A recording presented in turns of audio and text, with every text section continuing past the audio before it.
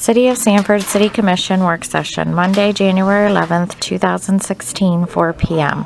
Railroad Depot Room, 2nd floor, Sanford City Hall, 300 North Park Avenue, Sanford, Florida. All right, let's go. All right, Mr. Mayor, members of the Commission, Happy New Year. We have two items that are not on the agenda. The first is the introduction. As you know, Ms. Deborah Simmons left the city as of the end of the year, and we have a new executive assistant to the city manager. I want to formally introduce Ms. Nikki Osborne to you. She will be serving. In addition to the work she does for the city manager, she'll be also assisting the city clerk's office on providing services to the city commission. So, just wanted to formally introduce Ms. Osborne. Thank you.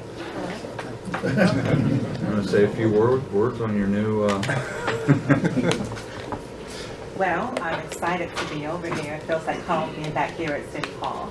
And I'm just ready for all the new challenges and getting to know more about the city and its citizens. It's got to be a nice breath of fresh air to not be at the police department.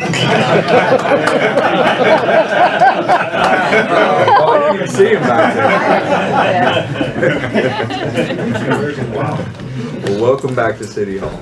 Thank you very much. And thanks for sending me the emails today of all the stuff that I forgot to do in December. You're welcome. That's what I'm here for. Great. Thank you. Thank you. The second item is a request from the Department of Public Works. So I'll turn to Mr. Bill. Well, I'm just going to have Pete, Gil, and Brian here just kind of say what they have to say, and then I will present something. Go ahead.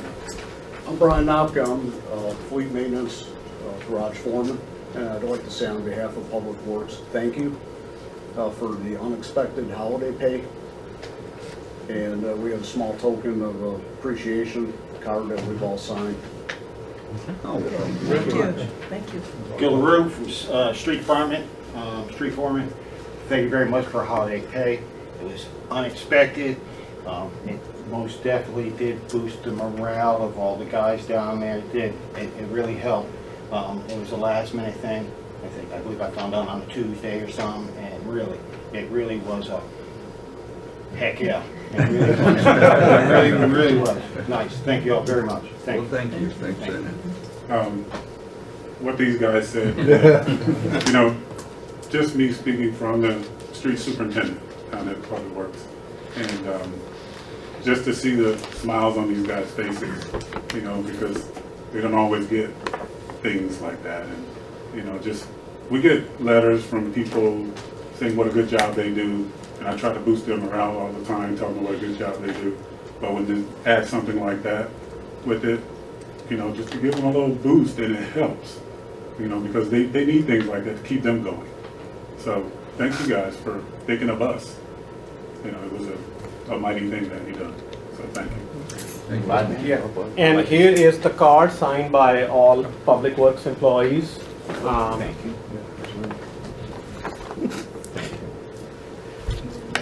Thanks for coming in. Thanks, sir. Appreciate it.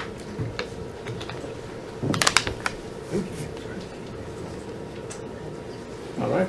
And I just want to make sure you hear it from the employees. It really meant a lot for them. For them. And here is the card, like I said, all my idea. I'm right here.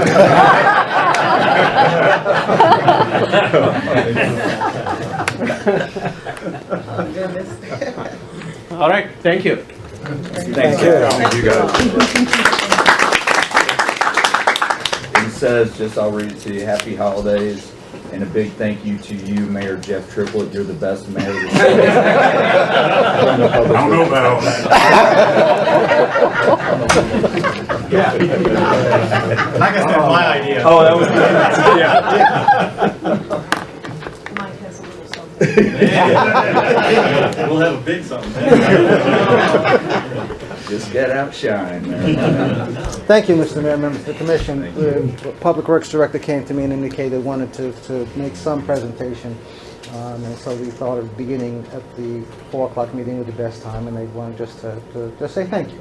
And how much, not to those 4 individuals, but to the people they represent. Those are the grounds crew, the street maintenance, people that don't always get recognition. So they wanted to make a point to let you, the elected officials, know how much they appreciated it.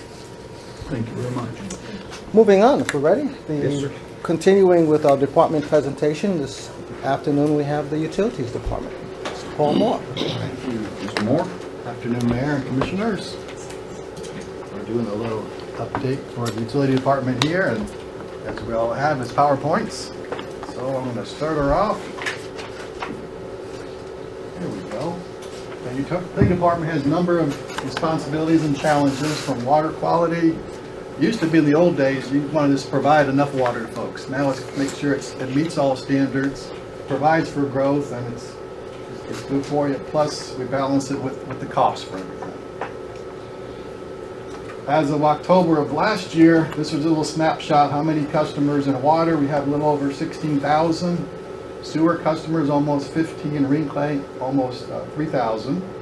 As you can see, most of our customers are residential by far, but we still have a number of multifamily and commercial. Our budget this year is approximately 32 million, and I believe that population is the city population. I think our service population is closer to 60,000 because we do service Sunland and some areas outside the city. We have hundreds of miles of water pipe, sewer pipe to maintain. We have 105 employees, and that includes 4 part-time folks. Our department's kind of divided up. We have admin, which is customer service, where people come in to pay their bills, request information. We have engineering, inspections. Our utility operation section is the group that does the water maintenance, reads the meters, sewer line collection system. And then our plants division, which is largest, it maintains the treatment facilities. Our customer service, we're open Monday through Thursday, 7 a.m. to 5:30, so you can walk up, and on Fridays from 8 to 1, there's a body here. You can also pay your bill online any time of the day or night. ePay, there's AmScott, Walmart, there's a number of ways to pay your bill. Our development services, which is our engineering side of it, we have our utility engineer, who reviews plans, development plans. Our inspectors, everything that gets dedicated to the city, we inspect. Every house, every building. We have an environmental coordinator that does the grease and oil separators. Every restaurant, every food establishment has to have a grease trap. Sometimes you hear complaints about folks who, why do we have to put one in? But it is the law. And auto-related things have to put an oil separator. And we also have a GIS person who manages our data, our maps in digital form, all the water sewer lines that we have. Utility transaction. This is a typical month. We picked October, about the start of the fiscal year. On this particular month, we handled almost 17,000 transactions. We have, most of them are express pay on the phone or online, but a good number of them are the mail and the drop box. And you can see we still have a good number of people, 17%, that come into the facility to pay their bill. First of the month is always busy. There's always a line out the door. We also picked October for the number of work orders that are generated. Almost a little over 1,400 from new accounts, closed accounts, turned on, rereads, check for leaks, a number of accounts, a number of activities we do each month. Our water division, these are the folks who read meters, flush lines.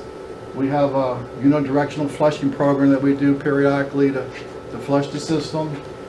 When there's a water break and people are out of water, we have to do a boil water notice. We can do meter calibrations, meter taps and sets, hydrant maintenance. And on the sewer side, repair lines, manholes, fix lines, put in new taps. We have a construction crew that does that.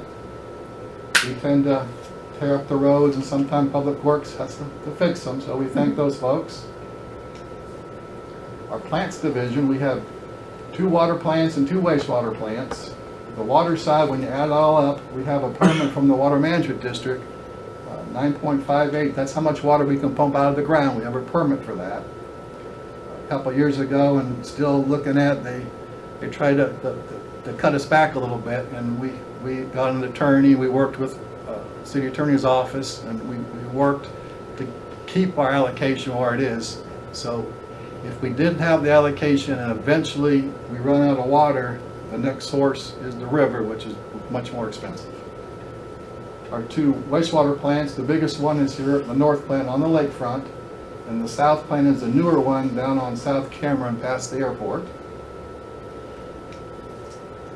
This is water plant number 1. That's at the Mayfair Golf Course. Very good quality water that we have at this plant. It's an older facility. Number 2 water plant we just upgraded last year.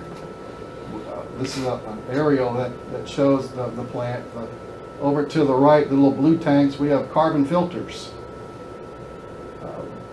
Excellent quality of water coming out of this facility, but that does require a little added maintenance and monitoring for this. We also have at the same facility what's called the Aquifer Storage and Recovery Well. We've had this for a number of years. The district actually funded the construction of the well. It's still in experimental stages. We have to run some tests to make sure she's working. Basically, the goal is to be able to, during the wet times, store water down in the ground, and during the dry times, take it up again. It's basically a storage facility underground. And hopefully in a couple of years, this thing will be up and running permanently. We maintain a couple of elevated water tanks. We also operate this is a screenshot from a computer at the main water plant. We can operate the whole facility from either the number 1 water plant or number 2 water plant. Our well fields, our plants, our pumps on and off, our French Avenue booster plant. You can do that from the computer. And then on the sewer side, we have, these are old above ground stations. We have about 65 lift stations throughout town that we own and operate and maintain. We visit them daily, make sure they're working good. They're also tied into SCADA, so they're sending information back to the wastewater plant, and we monitor the wastewater plant. We can monitor the lift stations from the wastewater plant. This is our north plant right here on the lakefront. That's our largest plant. And it's also undergoing some renovations where we have a consent order to remove nutrients out of the reclaimed water, and that's what this construction shows now. We'll probably, once this is finished, moving into upgrading the biosolids, the sludge handling process, and odor control. We'll be working on that. This is our newer plant, the south plant. Last year we upgraded that to it used to be a 2 million gallon a day plant, now it's up to a 3 million gallon a day plant, ready for the growth that happens along Lake Mary Boulevard there. And reclaimed water, we virtually use every drop of wastewater that comes to the plant, gets treated up, converted to reclaimed water, and we use that to irrigate. During the wet times of the summer, we do have an allocation that we can discharge to the river, but on days like today, we're totally using every drop of reclaimed water. And that is a short presentation on the utility department. I'll be happy to answer any questions if anybody has anything. Any questions for Mr. Moore? Thank you very much. Thank you, Paul, for everything you guys do. All right, Mr. Mayor, members of the commission, the next item is dealing with the electronic agenda, and we'll turn it to the city clerk. I provided information in your packet regarding the Novus electronic agenda process, and just wanted to get your take on how you feel about that process. If you have any questions about what I provided to you in the way of information, wanted to give you an idea of what the laptops and the tablets would be like. Actually, did you take me in front of Chris? I think I did. Chris was next. Yep. Chris McDeed, our IT manager, assisted in this information contained in this memo, and today he's prepared to show you the different types of electronic devices that are available for use for the electronic agenda. And if you choose to move forward with that process, a laptop or a tablet is available to be used to access the electronic agenda. So the commission, what I'm asking today is for your determination on if you want to continue in the process of the electronic agenda, and if so, designate what type of device you would choose to use, and also designate a funding source for those devices.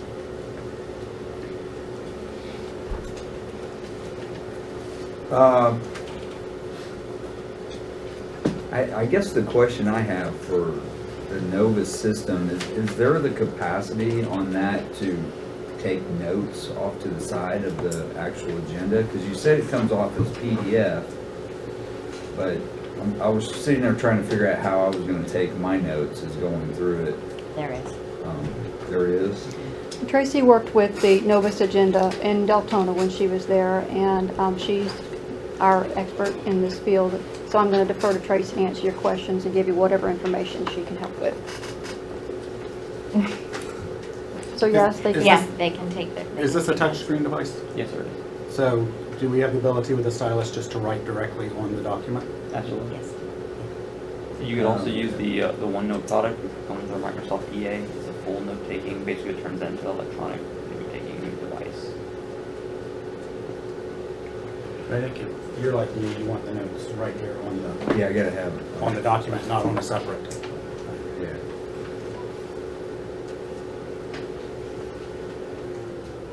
What we provide now is what the departments provide to us electronically, is what we use to upload to the website. So the information that would be available through the electronic agenda process is what you would have available, what you have available to you now.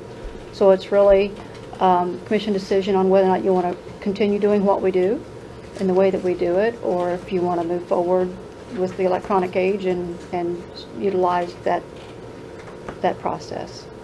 Same information is going to be garnered, whether it's in paper form or it's electronic. So, and we will have to produce probably a few of the paper copies. So it's really commission's decision on how you want to proceed. I know there was a former commissioner who was really adamant about moving forward in that direction. But again, it's the commission's decision. I guess in the long run, say over 4 years, 5 years, how long is this going to be usable? I mean, what's the lifespan of one of these? Your current mobile devices usually have a shorter lifespan. I think the one I've been using is about 3 years old, so these should easily be good for 3 to 4 years. 3 to 4 years. I mean, I can do it either way. I actually do a lot at my office on, I pull the agenda up, and that was my biggest problem is I've got a notepad, I'm handwriting stuff because I'm trying to go back and forth. But I could, for all intents and purposes, it doesn't bother me to not, if I didn't have paper in front of me, as long as I had some time to work my way through it before a meeting, trying to do it, in a meeting atmosphere. But it's, I'll defer. I guess, I don't know if it'd be, if there's some that, if it's a 50-50 split of people wanting these versus those, how much time are you actually saving would be the question I would have to not have to produce these books manually. Well, That's where we're getting to, right? Well, and the preference of whether or not to move forward with the technology and go to the expense of having the tablet or laptop provided. Our paper agenda currently, including all that we have to handle with it, is approximately $12,000 a year.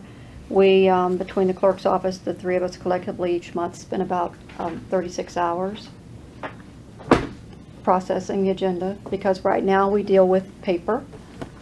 We deal with an electronic or PDF version of the document. We then have to turn that into paper product, and we have to take those documents and attach them to the website. So between the review process, which they come to my office for initial review, and then go to city manager for his final review, and then go back to the departments for correction, and then everything that needs to be corrected is sent back to us, and then we go through the documenting, the producing, and uploading to the website. So it's time consuming, yes.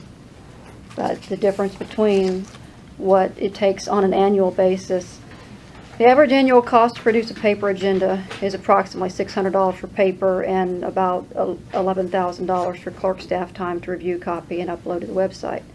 Novus agenda process. We own the Novus software, and it's $4,200 a year to continue paying for that software. Our staff time on an annual basis is averaged around $4,000. The total cost for electronic is around $8,200 on an annual basis. So there's considerable staff time reduction. So difference of about $4,000 overall. Maybe I'm misunderstanding, but I thought there was really sort of two pieces to this. One is the agenda preparation. Mm-hmm. Okay, and then the other is how does that agenda Get to you. get provided to us? If if we go with this system for preparation of agenda, it sounds like it becomes an electronic process, and in the end, there's a There single is a PDF PDF. document. There's a single PDF document. And at that point, if you need to print that, you just print that one document, Mhm. however many times. Right. Correct. So can we do does it make sense to do the agenda preparation, move forward with that, and then ease into using the electronic devices for us actually receiving the agendas? We could actually, maybe get one, pass it around, see how it works. I was gonna say that's rather what than we did going in in- Deltona. We bought two, one that the commission passed around and one that the clerk practiced on as well. And then they all decided whether they wanted to go tablet or laptop or keep the paper. We're currently making 12 agendas. So if you have one this big, I'm making 12 of them.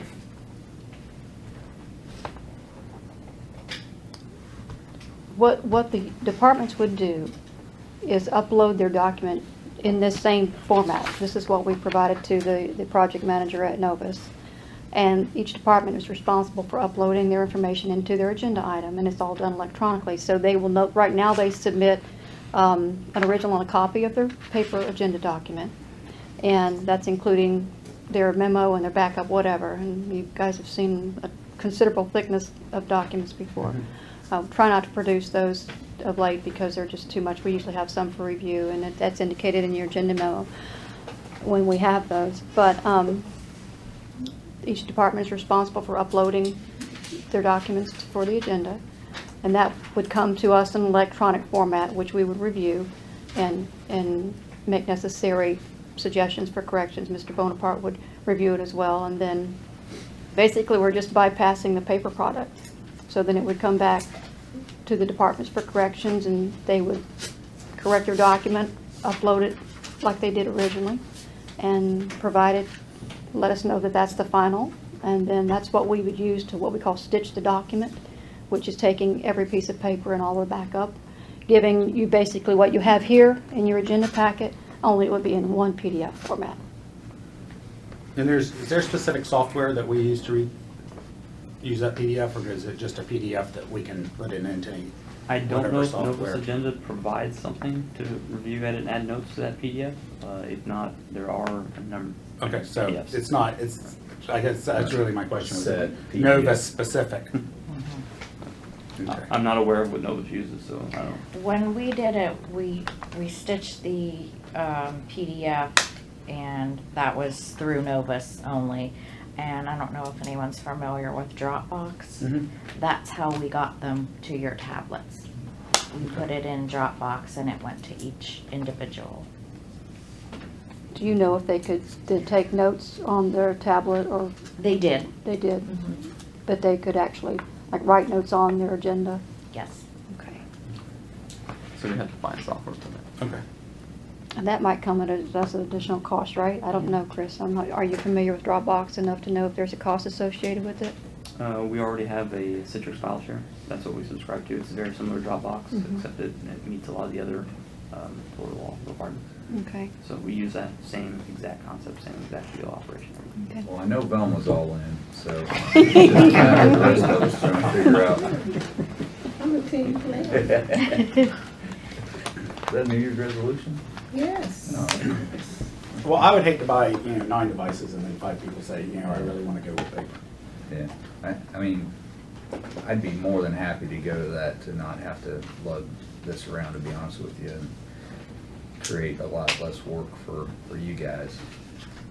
As long as it works, but like Art says, I don't, you know, if it's just something we're not gonna, we all sit around and say this stinks, and we've wasted money. So do you wanna try to do a couple of them and a test run? I mean, you can go forward with the processing part of it, regardless of how whether- you then give it to us, right? Correct. That's with the Nova software, right? If I may say, Mayor and Commissioner, the reason I recommended that device is it is the standard tablet the city uses, so if you decided not to go this route, it didn't work for you, it wasn't a good solution, they could be repurposed for other employees, like, for example, that one's for Sean Treeler, the fire department that I have to build. So you wouldn't be out that money, it suddenly wouldn't be a device that nobody's ever gonna use. We already use those quite a bit throughout the organization, so. Yeah, I think we can just and let it circulate around to see who liked it. Yeah, is there anybody that didn't use any right now? No, sir. We got one right here, that we're one up on the game. What do you think, Randy? You got any here nor there? Yeah, I mean, it's here nor there with me. It saves them time, saves them money, then I can go with it. Yeah. It'll be a learning curve, but. It takes a while to get used to them, but I could help with that. yeah. Yeah. Commissioner?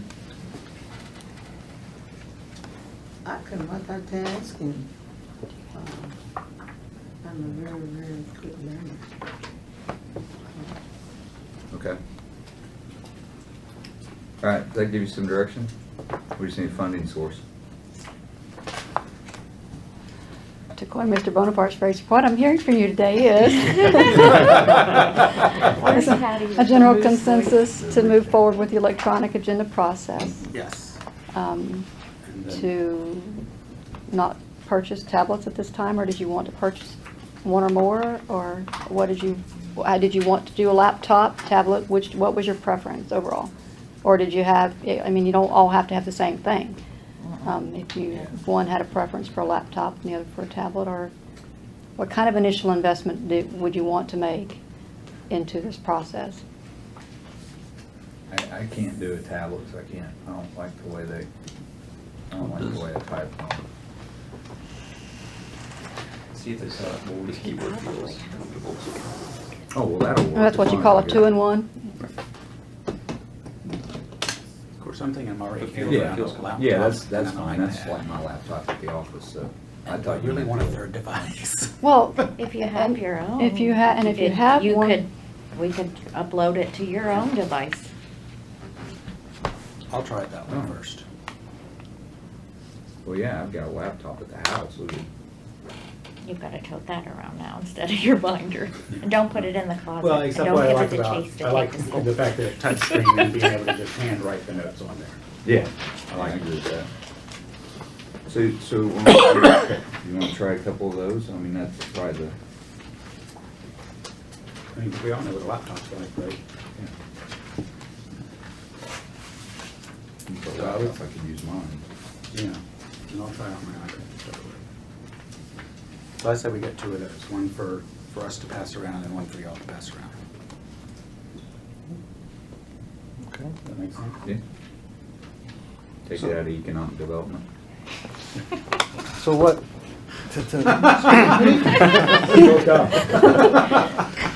to quote the clerk, what I'm hearing is that we're looking to move forward, particularly with the preparation part. And then also we will get with IT and finance in terms of a funding source to get, let's say, 2 of those units that the commissioners could pass around themselves so that they can get the feel for it, and we'll enter it on a trial basis and see how it works. Okay? All right. All right, thank you. Thank you. And the clerk was correct. I did skip over the next item, which was listed on the agenda, which is the downtown Wi-Fi. So we will call up our IT director. I'll stay right where I'm at. Yeah. So as Mr. Bonaparte said, one of the commission items is the downtown Wi-Fi. We'd like your input on which direction to go, on whether we should outsource it or do it in-house. The agenda item should explain some of the differences between the two. This comes to the commission after some considerable discussion some time ago, where We did have, and we even have signs around downtown about Wi-Fi, but that was not working well. We had a discussion with the commission about what areas of the downtown we'd like to have it. And so at this point, there are two options put forth before the commission of doing it on the outsource or doing it in-house. Staff highly recommends that we do it, but do it outsourced, because currently with the staff we have in-house, we are already challenged with keeping our IT system up to snuff and maintaining it as it is. And if you have any questions, Chief Smith is right behind you there, and you can ask him how the police department IT is. Yeah, we don't need to do this in-house. We just need to make a decision of where, to have it done, the 20 grand or whatever, the 19 grand is where, if we want to do it, and where that would come from to do it. The current Wi-Fi, I'm assuming, is totally, that was 10 years ago, wasn't it? When it was put in somewhere around that time, somewhere between 8 to 10 years ago. The last access point stopped working about a year and a half to 2 years ago. This is what I think we should take a look at. If this is within the CRA, it's all within the CRA district, or the portion that's within the CRA district, we should do some type of cost share or funding from the CRA, or have a discussion with them on that. Because I think when I sat on the CRA, we originally did the Wi-Fi 8 to 10 years ago, and have probably been paying for it since, or haven't paid for it. It's come over to the city side.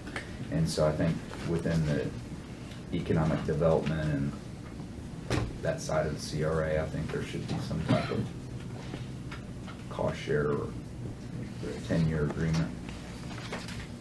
What do you think about that? Okay. This may be a discussion y'all have already had, but what's the demand for this? We did some preliminary discussions with the vendors who gave quotes to see what they saw in environments our size. It was extremely varied, and we expect it to be really varied in ours depending on when we have the events. The old system didn't have anything for us to really pull reporting off of, so we had never gotten any history or any numbers that we could really pull from. This system will, and the way it's set up is we'll be able to adapt. So if we see it not being utilized, we can obviously lower its use or lower our support of it, and vice versa in the other direction too. If it's heavily utilized, they can increase the bandwidth, increase the capacity if we need to, or as we request them to. I know that we saw when it was originally going down, starting to go downhill several years ago, I received quite a couple of emails from businesses that were on it, or individuals that were in the square that were, trying to get onto it to, do whatever their coffee shop style work. I think when it's down, you hear a lot more than when it's actually just kind of trucking along. It also has the marketing piece to say, come downtown Sanford and we have Wi-Fi. Mm-hmm. Yeah. I'd like to get it on, I think we move forward, I'd like to get it on the CRA agenda for their budget and see where we can stand. What's the contract length with the outsourcing? It is through Bright House. I wouldn't want to go off my memory. It's been about 4 months, I think, since we looked at that and we got those bids in. Let's see if I have it here quickly. I know it was pretty decent. It was the first year, and then after that you can cancel it anytime, but I have to double check and I can get back with you. Okay. And how far, well, actually I got an email from somebody saying, wow, it'd be nice if this reached the museum. Will this reach in the museum? No, it would not. When we talked with Commission before, it was along 1st Street, down Sanford Avenue. We did propose Fort Mellon Park area. However, some of the funds that you approved for this year for expenditure were for access points, which one of those is to add one to the museum, as well as the stadium and civic center. We would broadcast this same wireless signal at those 3 locations. So anybody coming downtown connecting to this wireless when it goes up, if they went to the museum, civic center, or the stadium, they would see the same free wireless provided by the city, broadcasted, and be able to connect to it. Okay. So those locations are covered. All right. Gary? Okay. All right, good, thank you. All right, the next item is the CRA loan subsidy agreement, and I understand that Mr. Turk has had some discussions with the mayor. As y'all know, Several months ago, the CRA brought before you the issue of providing first lien subsidy to Buster's Bistro and the Sanford Brew Company, and that was changed from city ordinance back to, or city code, back to December 1st of last year, or the previous year. Now we're looking at someone else coming before us, asking, as we discussed at that meeting, that there would be, has come before us asking for the same agreement with them, and that's the 115 West First Street project that we participated in, or the CRA did, in 2009. So at that moment when we got into discussions, I left town and the mayor took over those discussions with them. So he's going to kind of bring you up to speed about where we are right now and what we'll be asking or not asking. Steve Chipster called us. He had done a refi with, or did a refi with his, on his building. CRA had previously done two different subsidy agreements with them. There's I think it's about $50,000 left. At 47, 48? $48,000 left. It was a first mortgage. He's requesting that to go to the second mortgage, but behind his new lender. And there's basically 5 years left in it. So I told him that it wasn't a party to what our ordinance was. I would have the general conversation with the commission about it. But this was kind of the door that was going to be opened with our last decision. Our backdating of the last ordinance obviously did not encompass this because it was so long ago. I think it was about a little over 100,000 were the total of both of them. It's about halfway done, and has halfway to go for it to be let loose. I did write his lender, who I can't think of right now, but I wrote his lender an email that said we'd have the discussion, but if we even decided to go further with it, to put it on any agenda, that we would have to, it would have to be 2 readings, public hearing, and it wouldn't be on until late January or February. And I think this would be pretty close to the last one that's out there, for all intents and purposes, that would have the request to redo it. And it was because of a refi and some future development that he's wanting to, or thinking about doing on that building.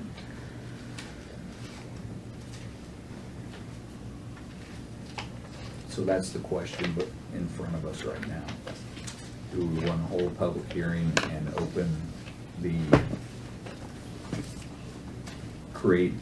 it would have to be an ordinance related specifically to him, so that he can control it. Yeah, I was going to say, if the commission wants to move forward, and that's your decision, we're not recommending you do it or not do it. But if you want to go forward, and if it's handled in the same way the prior two were handled, we would need to prepare an ordinance to be heard on first reading as early as your next meeting. And it'd have to go to second reading, and then if it was adopted, it could go forward. When we did the other two, we worked on a date that it would be effective, and I think it was December 1st of 2014. To do this one, according to the staff memo, this one dates back to November of 2010. If we did it the same way, we could do it effective any loan applied for on or after November 1st of 2010. But it would apply to any application. Don't know if there are any, if there are 2 or 3 or 50 or this is the only one, but it would apply to anyone.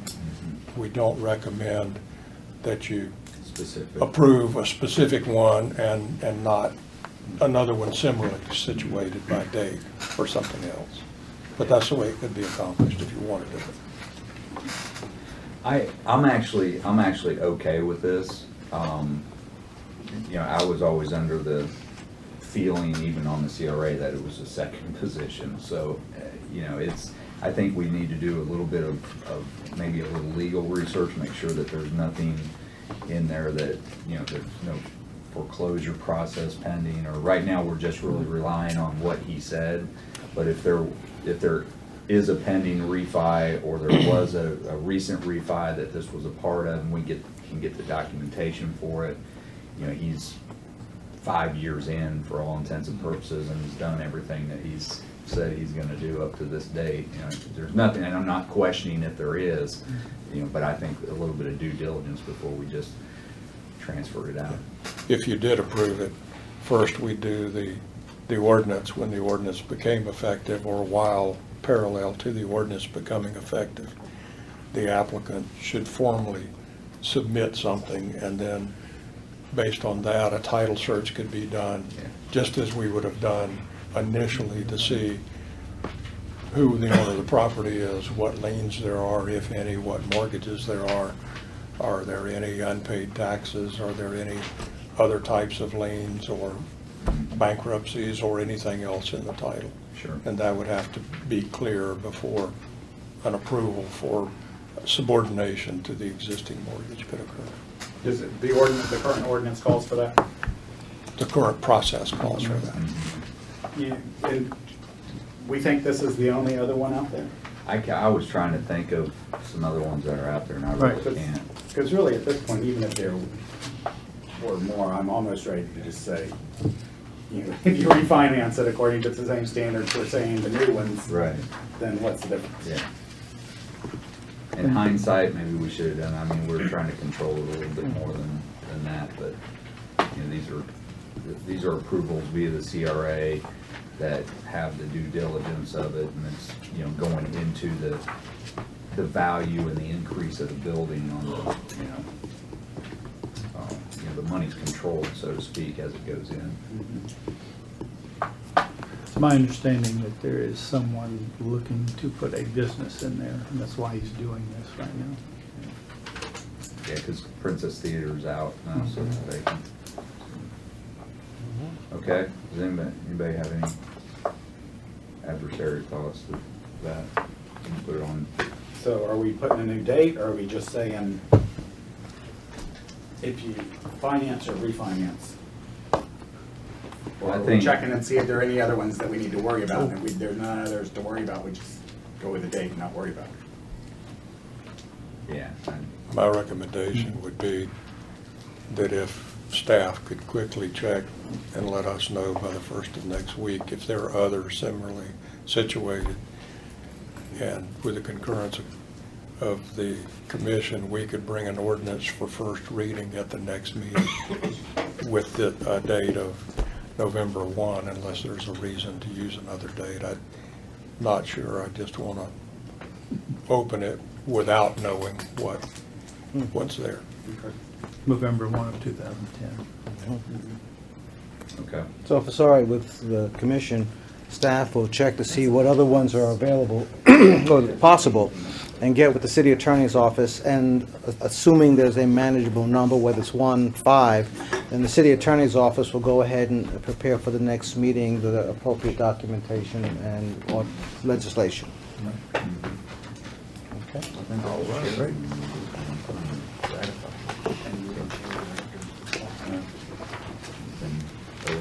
So it's got to be pretty close. Okay. All right. Thanks. All right.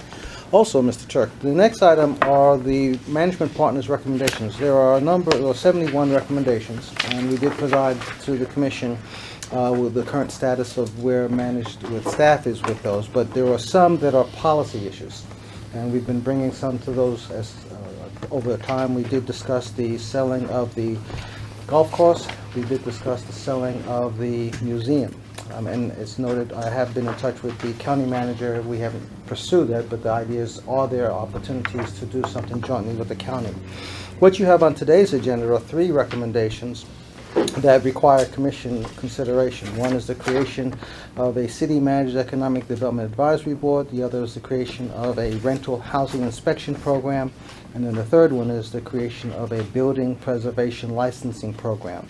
The first one is the city manager economic development advisory board. And I yield to legal counsel, but at one point, I had discussions with the city attorney about the city manager establishing a advisory committee, and was shared, at least the opinion, or the city attorney's office opined that the city's charter stated that all powers are with the city commission, and that the city manager couldn't just put together a committee, task force, advisory group. So that's why that is before the commission. The city economic development director and I discussed it. We like the idea. We have ideas of how it could be formulated, and we could share that with the commission, but we did want to first see how commissioners felt. Personally, I like the idea. Several years ago, I was talking about putting together a finance and budget committee, to kind of review the budget that we see and help identify some impacts or some places, and in reading this again, I hadn't read it in a while, but any help along those lines, I wouldn't want it to become a cumbersome event for you guys, and I don't know if I would want us picking the people for you to have to sit with, so to speak. I'd rather if you're going to do it, you do it yourself. Well, the economic development director and I share your ideas. Yeah, we finally agree on something. It's been 3 or 4 months, bud. In that, there have been appointments that the commission has been charged with that sometimes the commission is challenged to find appointees, and then the commission's appointees may or may not take it as hard as the commission appointing them wish them to. Mm-hmm. So the idea of a committee that may be blessed, created by the city commission, however, the appointees, the structure, which could be shared with the commission, but it stays within the staff, we are very much in favor of. I like the idea. Any fresh new ideas that to push revenue or development side, and there's a lot of good people out there with thoughts and initiatives that don't like the political side of it also. So I would not want you guys coming to me saying I need 2 appointees. Yeah, that's my personal opinion. Got enough. Another thing is that I think the time is critical right now with everything that's happening, and a lot of activity increasing. We got some people out there that are willing to step in and help us do that, and give us some suggestions and some guidance. So along those lines, we're definitely for it. That'll support us, not being against us. Right. What do you guys think?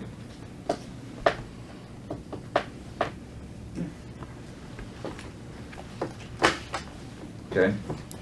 All right. Well, as long as it's something you're going to use, I would hate to. Yeah. Okay. The only thing that I would ask is that they all be diverse, Mm-hmm. in terms of representation. Yes, ma'am. We can then get with the city attorney to craft the language for the approval of the city commission of the creation of the advisory. Yeah, I think it's a good idea. And we can do that. Let me pick your brain just a little bit.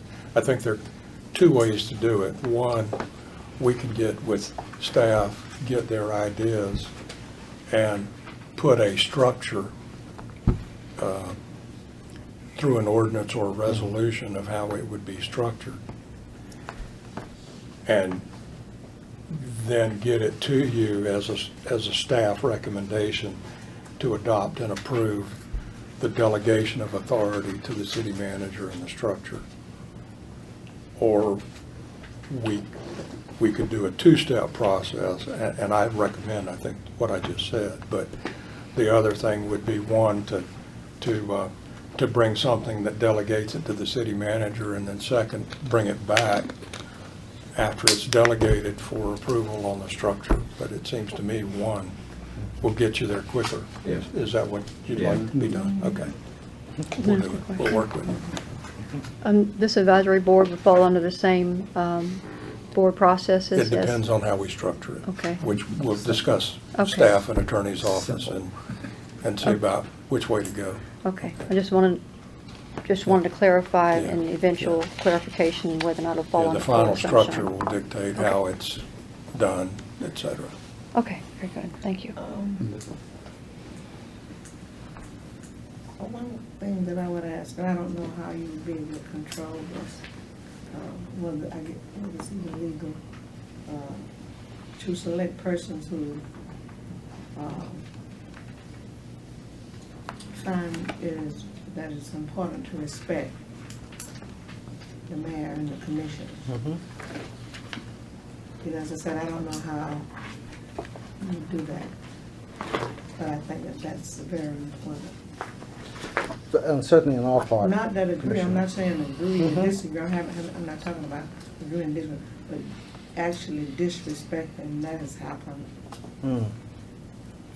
Yeah, and I just don't think that we should have, I don't wanna approve, you know, I'm just one person. Unless if you wanna bring it back to us for our approval, persons who have a propensity to do that kind of thing. Who's already demonstrated that type of behavior or that type of attitude. Well, we would certainly want people that are respectful and have the best interests of the city at heart.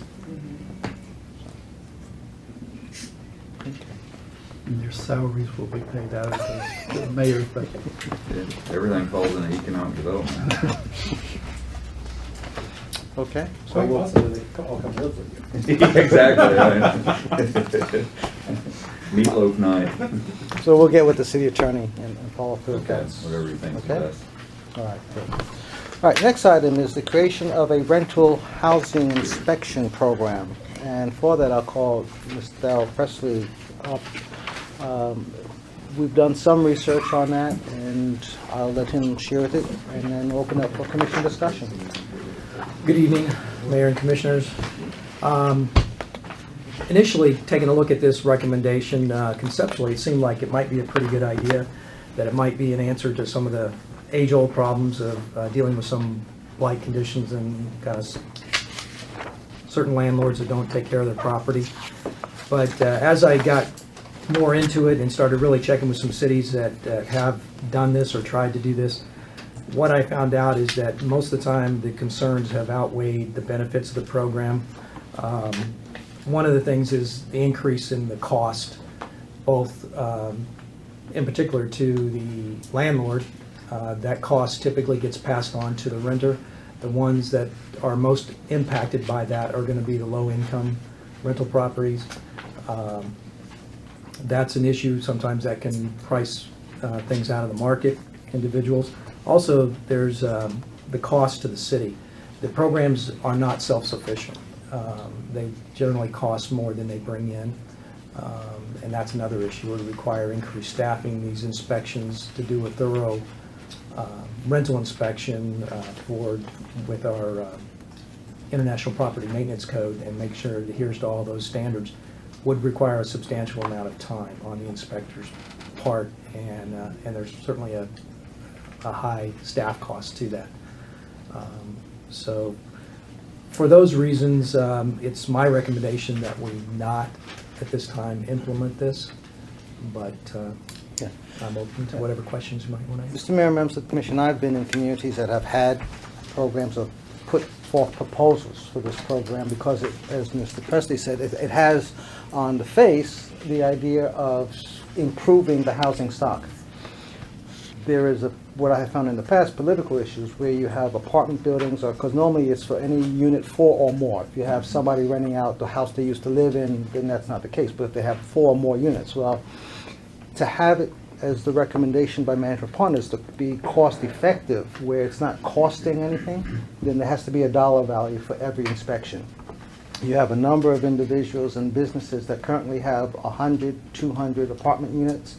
You add $100, $200 per unit to their bill of operations, and while they may pass it on to their tenants, that may be seen as discompetitive, if that's a word, with some surrounding areas, that the rental could be less. In addition to that, while it's intended to provide safe and sanitary housing for everyone, you will find that there therefore sometimes can be landlords that will be non-landlords, but they will rent out places to people in a condition that is even worse than going legitimate. So that's an unintended consequence sometimes of it.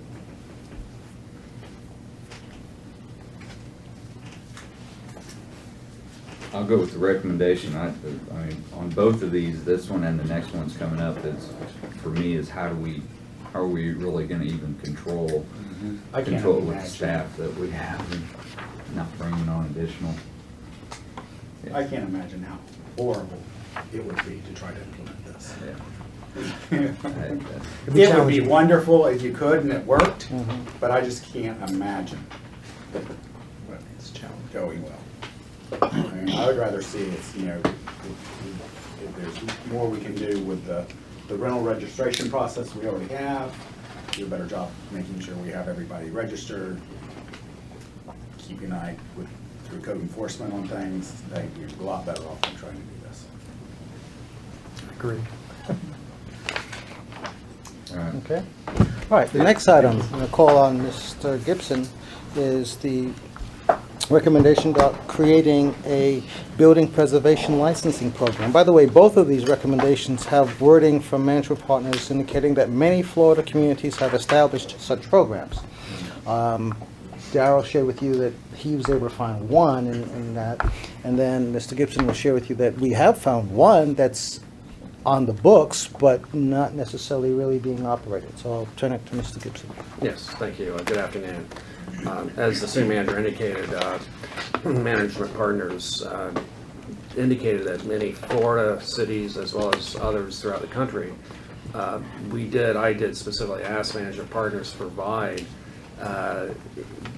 the names of those communities, and that was not provided for this building preservation licensing program. We did find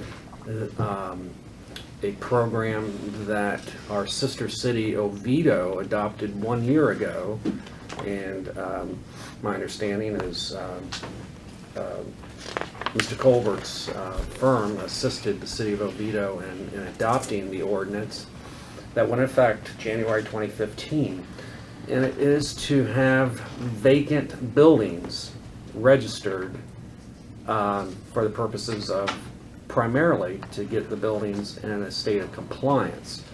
Not so much as what Management Partners is recommending, that it is used as an incentive, meaning that the annual fee, and then it escalates subsequent years to try to get the property owner to get the building occupied and in use. That is what Management Partners' recommendation is. We do not find, or have not been able to find, any city or ordinance or program that is in place that accomplishes that. I did get a report from the city of Oviedo that since their ordinance was in effect last year, they have 5 or less properties registered. Registration is $80, and again, it's not used as a means of trying to get these properties in a state of occupancy, meaning it's not that's not the intended purpose. But those properties that are so registered are in compliance, and the Oviedo staff indicated to me that, frankly, even though this ordinance is another tool in their toolbox, their existing code enforcement policies have been successful in getting those properties in compliance as well.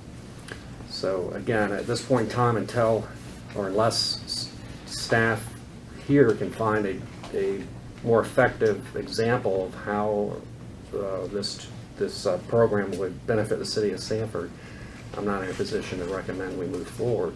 I am not suggesting that the city of Sanford has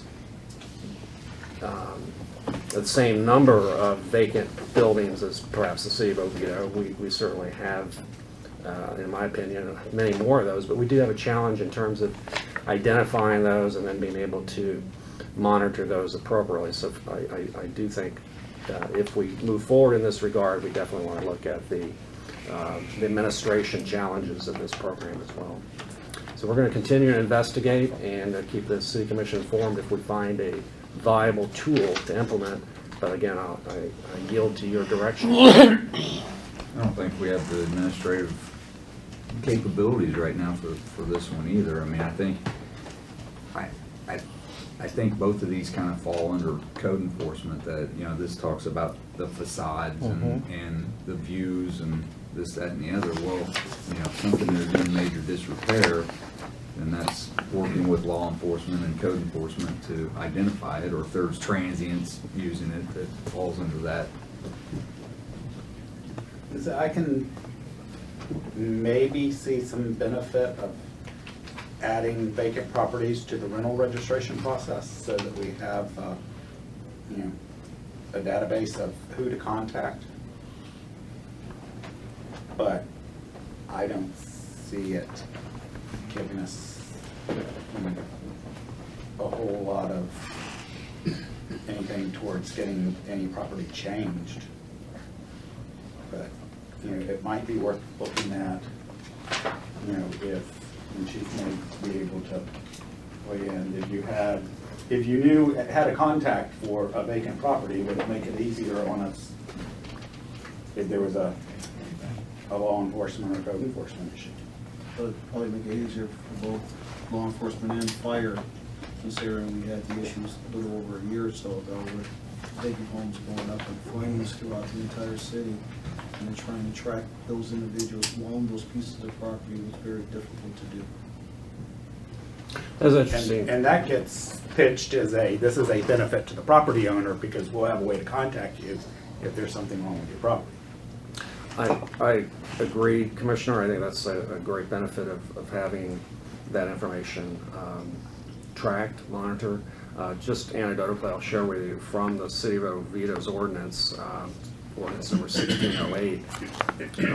It states that the registration by the city shall be maintained collaboratively by the city's code enforcement office and the chief of police.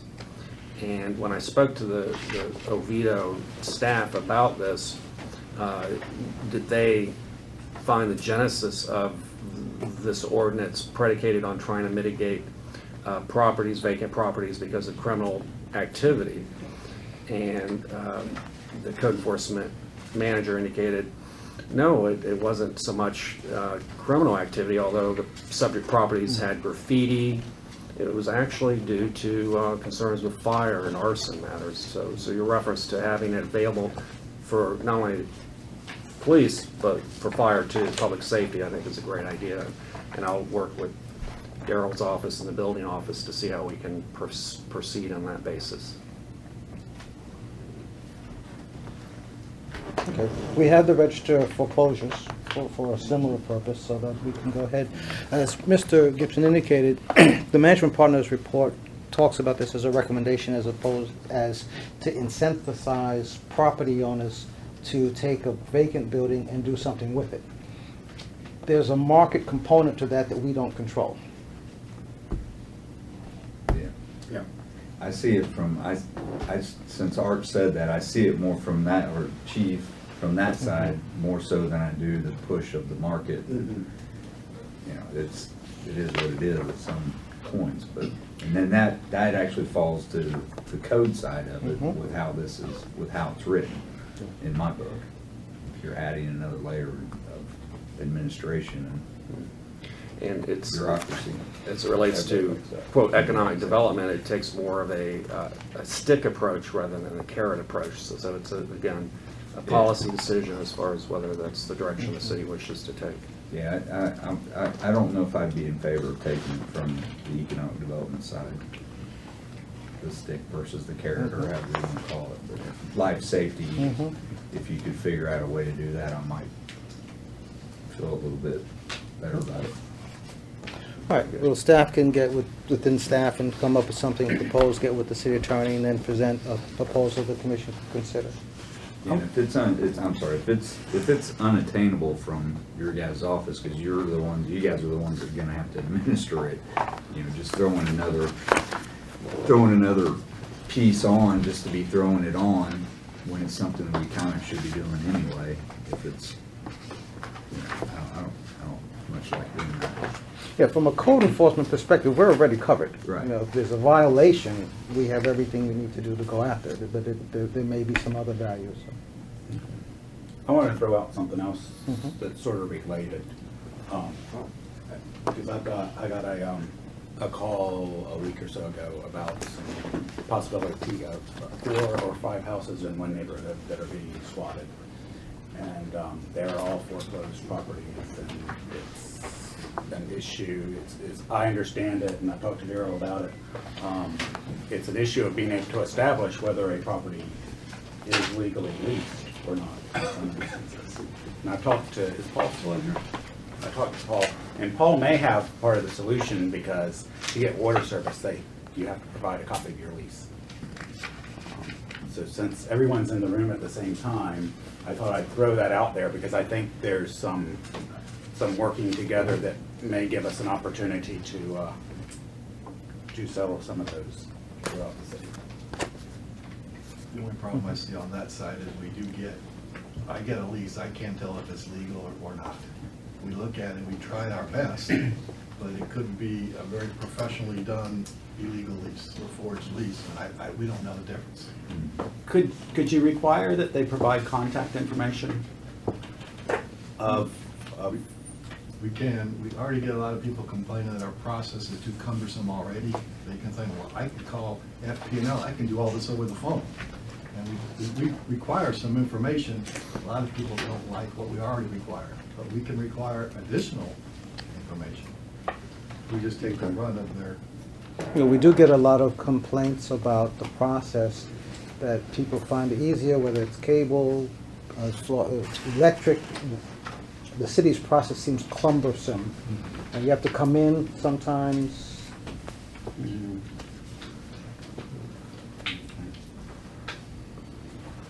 Yeah, and listening to that, it becomes kind of the one bad apple kind of ruins the whole bushel type thing. If you get to continue to put regulation on, you have to do this, you need to give phone numbers. Now you're putting a lot more hassles on those that are actually just trying to get into their house. I just one item, those 4 homes you gave us information on, not one of the property owners, the bank, has ever contacted us saying, don't open up accounts, don't do anything. So they haven't even contacted us, and they own the property. And I wouldn't expect a bank to do that, is the problem, right?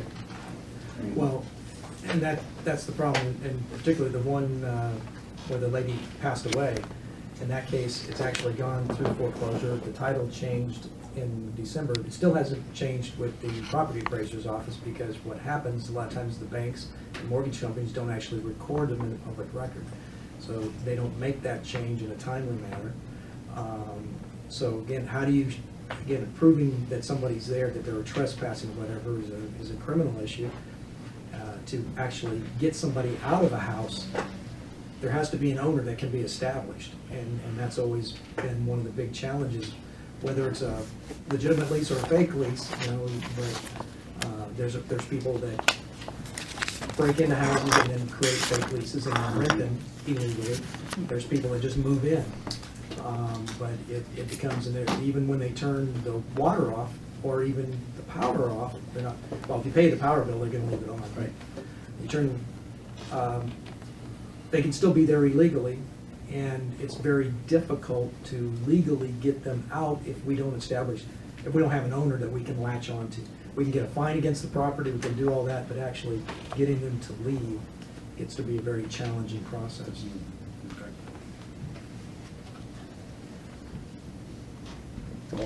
Somebody come up with a solution.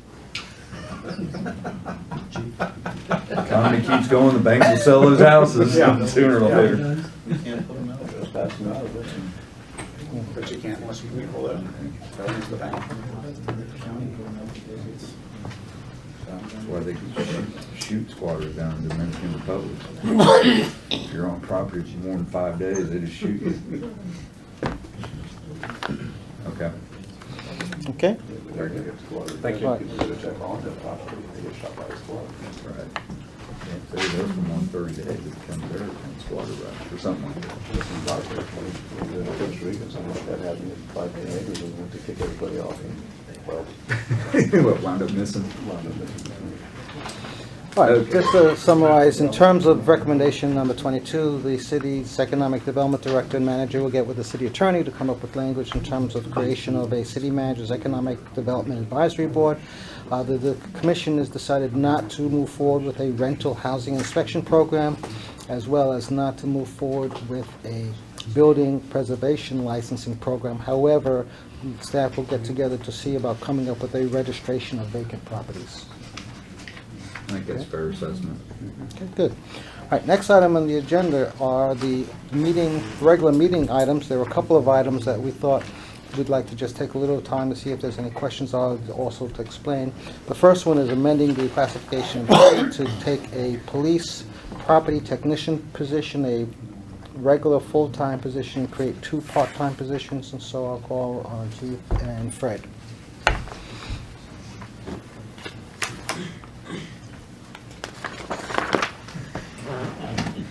I thought you were gonna do all the talking. Oh, no.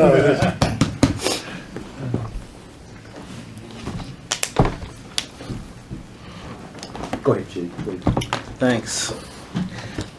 Mayor, Commissioners, one of the things that we were looking at in our quartermaster system is we have one employee who is presently on full-time status, but her position, she essentially has gone to a part-time status where we have essentially taken that full-time position and have done an outsized resourcing to have the individual position filled.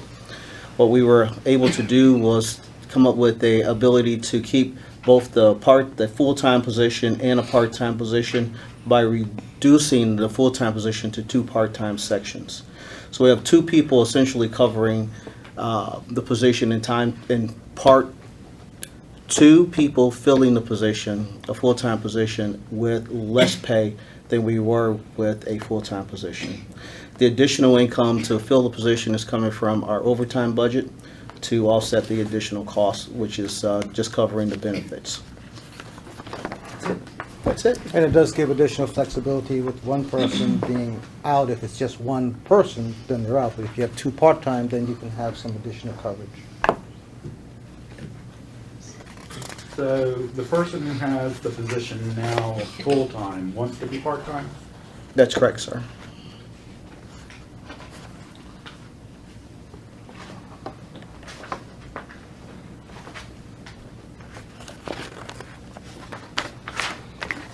Okay? Okay. Good. All right. The next item is the 1792 CRA that's on the agenda, and so I will. Davis. Mr. Jeremy Morton from CP&H.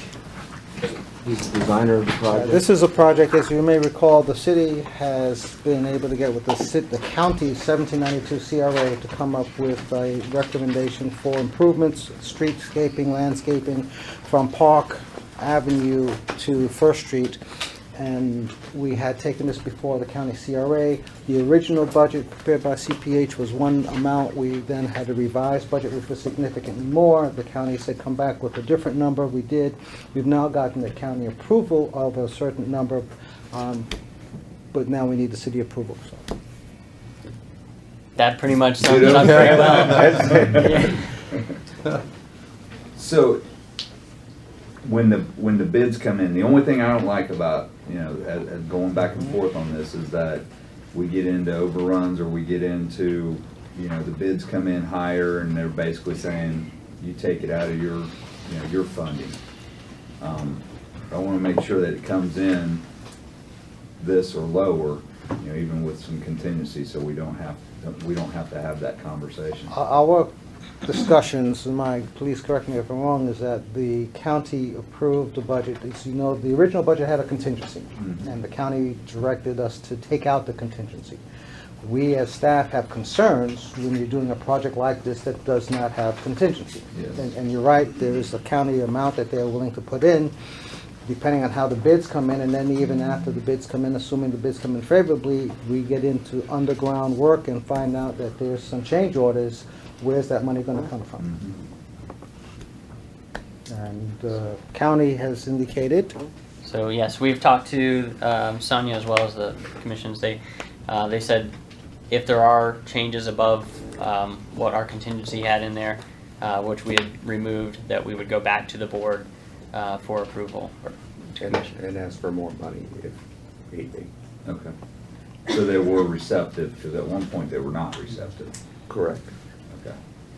Okay. Well, it's going to rely on where the bids come in. That'll be the driving factor of where those bids actually come in at. We cut $500 and something thousand off the engineer's opinion of probable cost. Right, and we've actually identified a couple of bid alternates in the construction plans, and we'll know those numbers when we come in before we approve the contract. So we'll have a little bit of flexibility with that as well. Okay. Mr. Ithaka and I also discussed this. This is a major project. I was at a business meeting some months ago, and a business owner in Sanford described the city 1792 as the city's armpit. What we don't want to do Are you going is... to put him on your new economic development? No.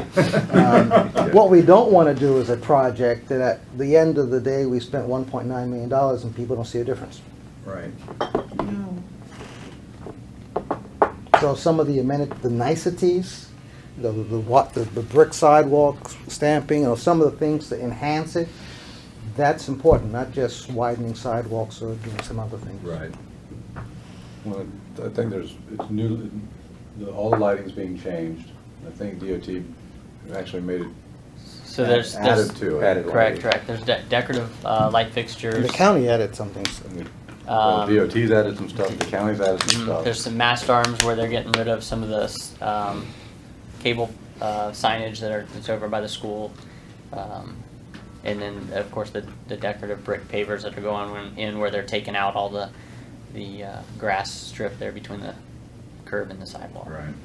Going to a hardscape versus a... And then at the intersections, we've got some striping and some decorative striping that's going in. Okay. So it's a good part of it's what you'll see.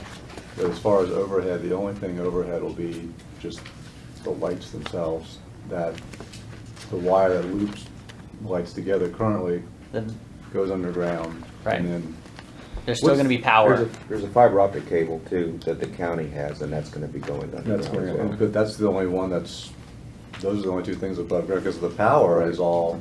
Power for lighting is going to be underground. Right, because the power Communications. for the businesses is all behind, Blind Luck is all behind Block the away. businesses. Yeah. Yeah, so a lot of One those. of your things, getting all that out. That's good. Yeah. And that fiber optic cable, the only thing, that if you go and you look, the huge concrete poles, that's all it's on, just the fiber optic cable. Yeah, there's still some power transmissions and things that come down that Across the main. road. Right. But for the Nothing- most part, there's going to be a lot of the single lines that go between the light poles. That's all going to be below ground. A lot of the crossings and things like that, you'll go away. Okay. Any questions on that? Good. How soon can we get started? Soon. We've already been talking, and staff on the planning side wanted to review the plans one more time. I've already talked to them, so we'll get them a set over there, and they can do one more pass on it. And You ready to go out to bid? It got delayed because DOT, and it turned into the omnibus project. Oh, yeah. It did. No question. Everybody started piling in. Yeah. Okay, good. Okay. Thank you, gentlemen. Next item on the agenda for this afternoon's discussion is the proposed ranking of firms for the environmental site assessment, and Mr. Smith and Tom.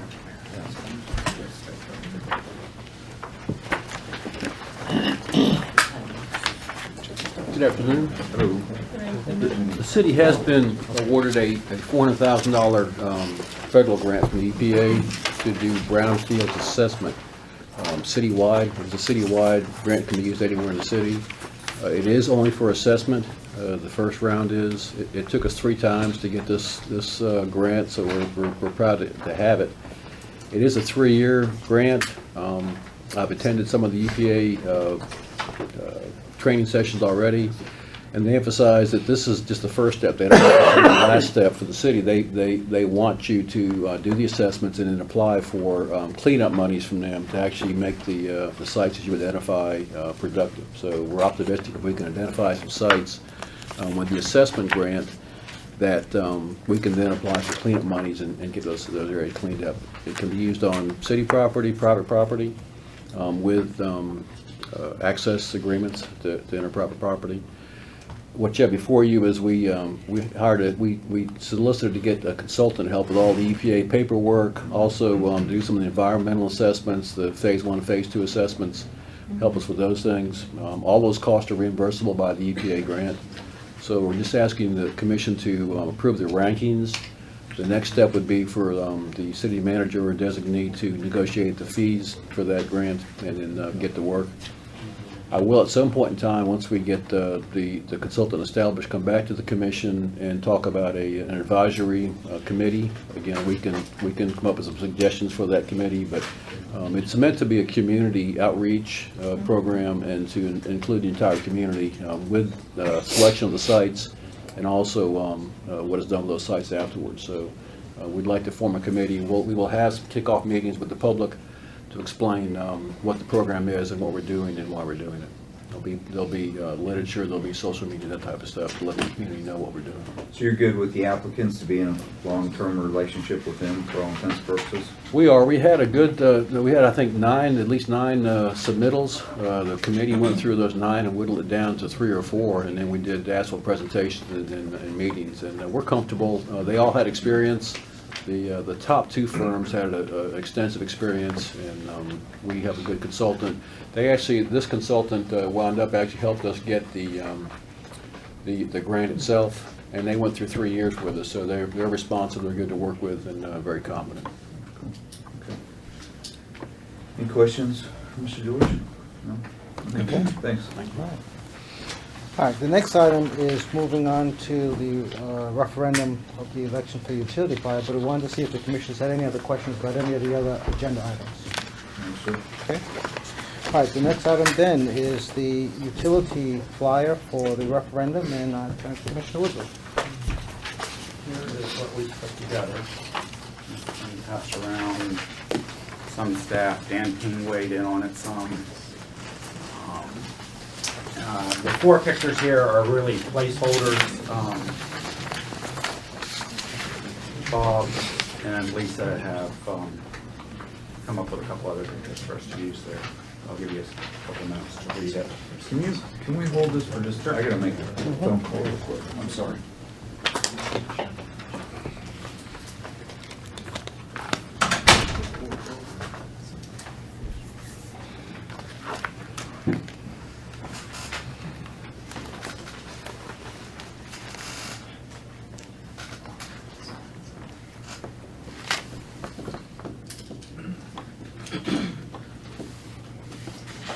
What number would you suggest?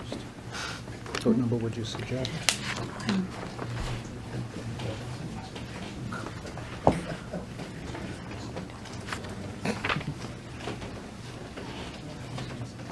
What communications?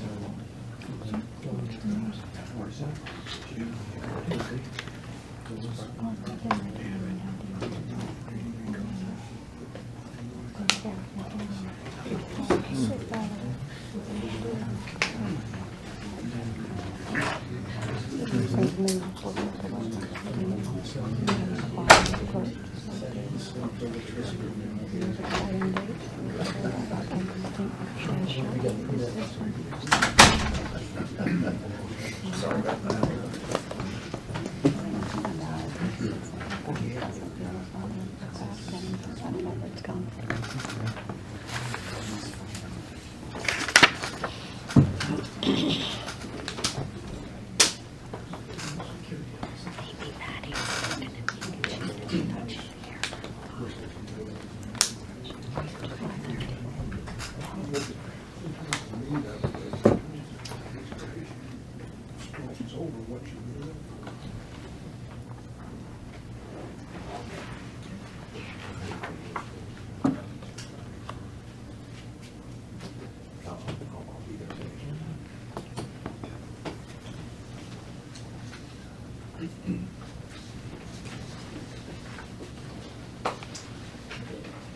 Looks good. Okay, and then here are some very minor revisions that are in red. Of course, our last minute, I'm sure you've seen those, Jordan.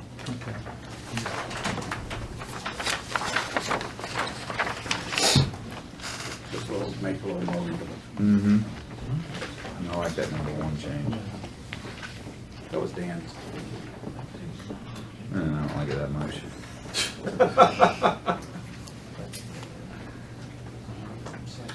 The exemption can be no more than 50% of the increase property tax.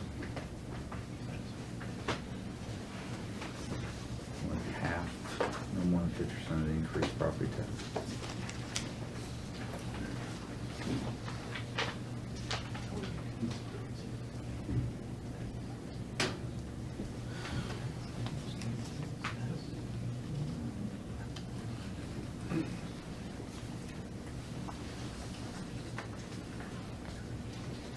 You want to put a picture of the governor on there?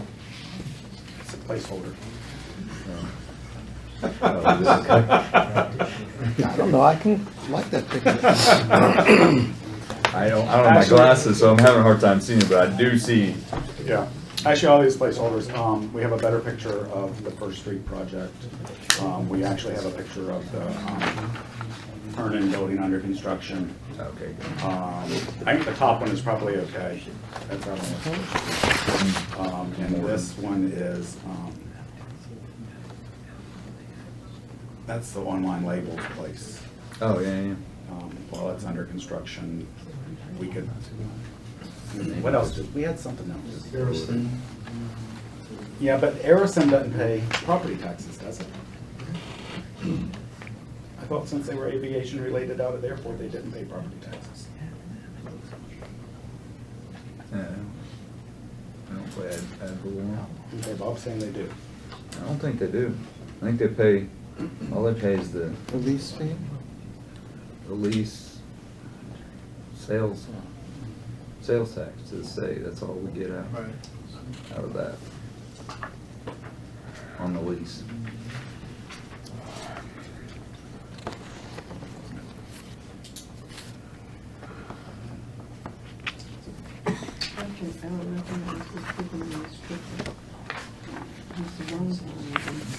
That's the governor next to him, and So that Hernan manufacturing groundbreaking. Groundbreaking. Yeah, I stole all these off the internet.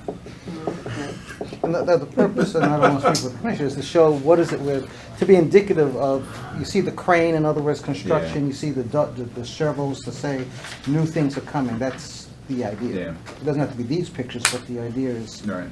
No, I like the wording. It's good. One modification, or at least suggestion in linguistics, the number 1, and I didn't pick it up before. Number 1 says businesses, who would be exempt? Businesses targeted by Enterprise Florida. Do we mean business types, not specific businesses targeted by Enterprise, but we're looking at the types of businesses. We talked about. Yeah, I get what you're saying. That's the one we had a lot of trouble wording, so it's. Because it's not like the business has to be targeted by Enterprise Florida to be eligible. Right. Business type.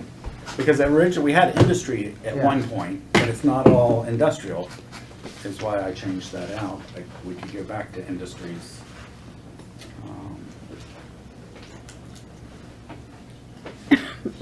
I'm just saying, it could be misconstrued that the business would have to be Yeah. targeted by Enterprise Florida to be eligible.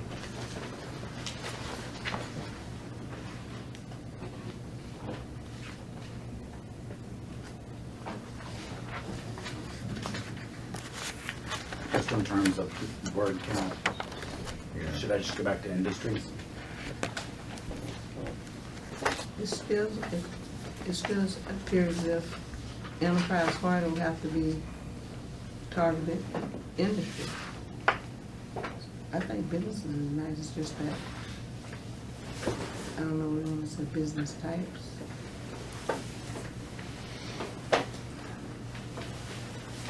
Why do you have to say businesses targeted by Enterprise Florida? Well, Because the ordinance says that. yeah. It has to be on their list. Oh, okay. Okay. Well, there's, I like types better. Types of businesses targeted.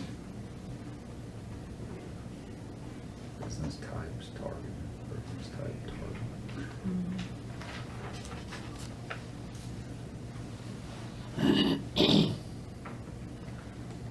What's that list called, Bob? Is there an actual name for that list? The Enterprise Florida list? Targeted industry list. Targeted industry Targeted. list. What types of products would be targeted? Businesses on the targeted, Enterprise Florida targeted industries list. business type. Yeah.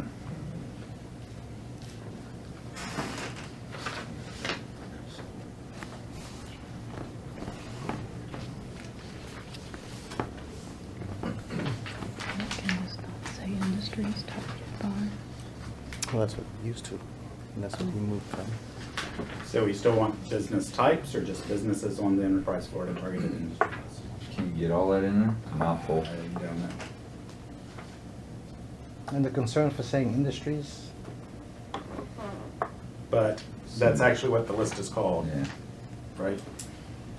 So, You got it tied into industrial, is that what your concern is? yeah.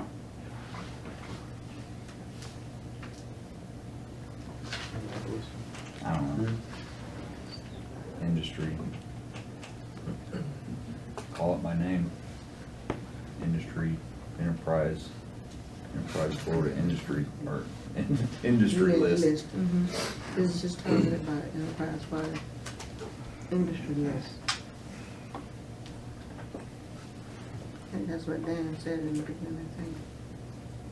We could just go all the way back to industries targeted by Enterprise Florida.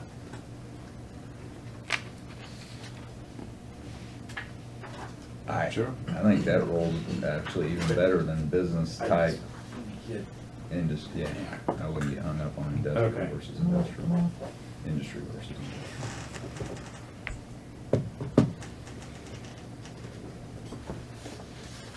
If somebody's that concerned, they're gonna call XXXX and.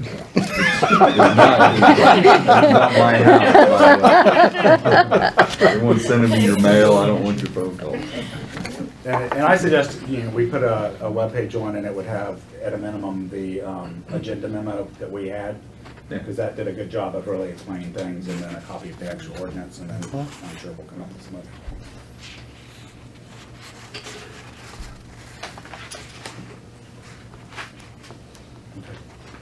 Looks good. Good job. All right. Good job, Dan. this is a follow-through, then this is what the clerk will get with, because there's a time criteria for tomorrow. Yes. Right. I have to So I'll submit get it. this to you. Yes. I'll get this to you tomorrow. Okay. All right. Yeah, it's good. And the reason I asked about, my concern about sending it as a Word document is things You don't move want and it- change around. Right, you want it to be So protected. I'll send a copy of it. Do we get a proof of it? I can ask for one, but my contact said a PDF would be fine, so Okay. I'm just as Okay. happy to do that. Okay, that'd be all. Now, how is it, do you want to use the flyer that you provide to me that I'm going to send to the utility distribution? Is that what the same information you want provided to the website for social media purposes? Or how is it that you want to use this other than just a utility mailer? Because we have a place in the news on the city's home site. I think Lisa? you could put that flyer on the on the Facebook that Lisa does. You could actually just use the whole flyer front page. Mhm.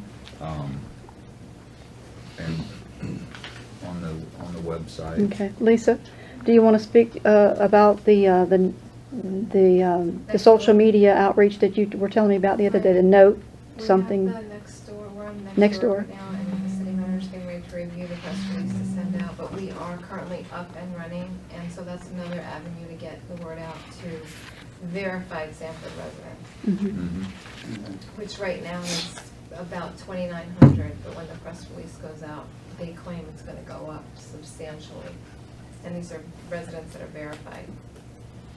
So we can use that also. So use the same flyer for all of those outreaches? Okay. Sure. Yeah. All right. And that's consistent with us using Lisa's phone number as the phone number to call. Yes. Mine's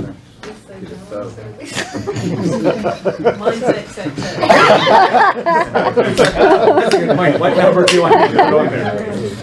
5019. Now, I am required to legally advertise this, not this, but advertise the notice for the referendum in February. I have to advertise it twice. The city attorney and I have worked together on that, and he's provided a final recommended ad, which should be sufficient to just supplant everything else that we're going to be using for educational purposes.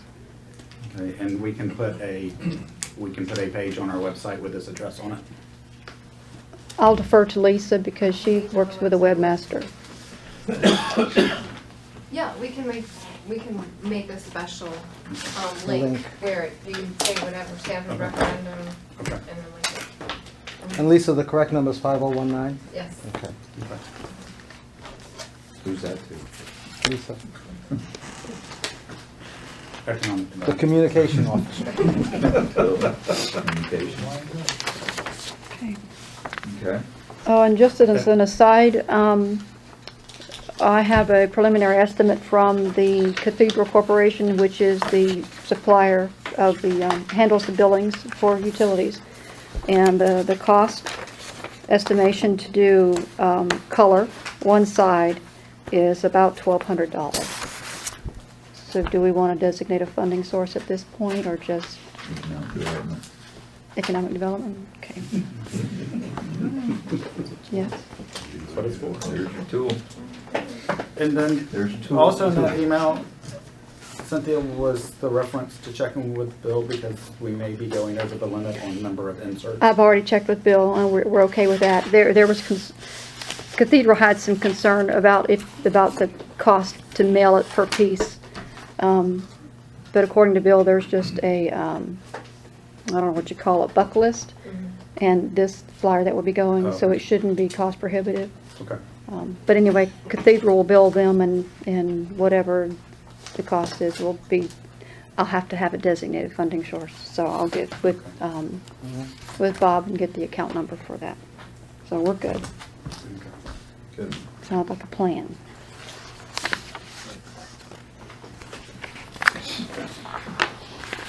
All right. And thank you. I'm sorry. Thank you so much. I appreciate all the effort that went into doing this. I would not have known where to begin, so I We all were sincerely very appreciate it. helpful in, suggestions and everything. Picture selection. Okay. Anything else? City managers, comments, a couple of quick ones. The staff is moving forward with the paying classification study. You may recall that the commission authorized it. We did get, Mr. False and I have reviewed it, and we've come up with a company that we're going to move forward with, negotiating with, and getting that going. Also, you may have noticed that we have new City of Sanford City Hall signs. We have 2 new signs.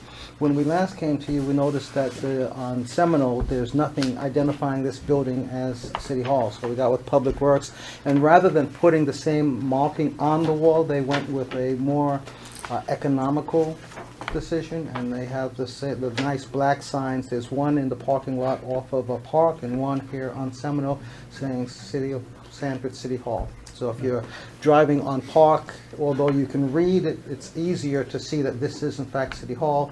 And if you're driving either way on Seminole, and as you're coming in to close into proximity, you'll be able to see the sign saying that this building is City Hall. That was a concern.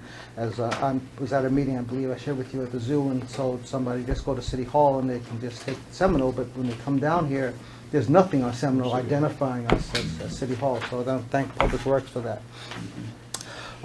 Also, it is not in the city of Sanford, although we like to call this part of the area North Sanford. Lake Mary on Wednesday will be opening a new Walmart neighborhood mart. It's the first one in the area. And in fact, I have a meeting tomorrow with the manager. It is right on 46A, right outside the city limits, although the name will be, the address is in Lake Mary. They kind of refer to it as the Sanford store. I said, that's good. But anyway, the idea is if that's successful, there are lots of other areas in Sanford that maybe we could talk with Walmart about having a neighborhood mart, which does provide a real asset for our residents. So that one is right on the border of Sanford, and I'm sure there's a number of residents that will be utilizing it. If it's successful, perhaps we can have discussions with the Walmart company about other locations in Sanford, because you're seeing those spring up where that the full Walmart, but the neighborhood mart. So that's all. That's it. Do you have anything, Commissioner Lynch? Commissioner Woodruff? Commissioner Jones? No? Okay. All right. Thanks. Wait, it's not after 6 yet. That's why I was, everybody shut up, it was a world record.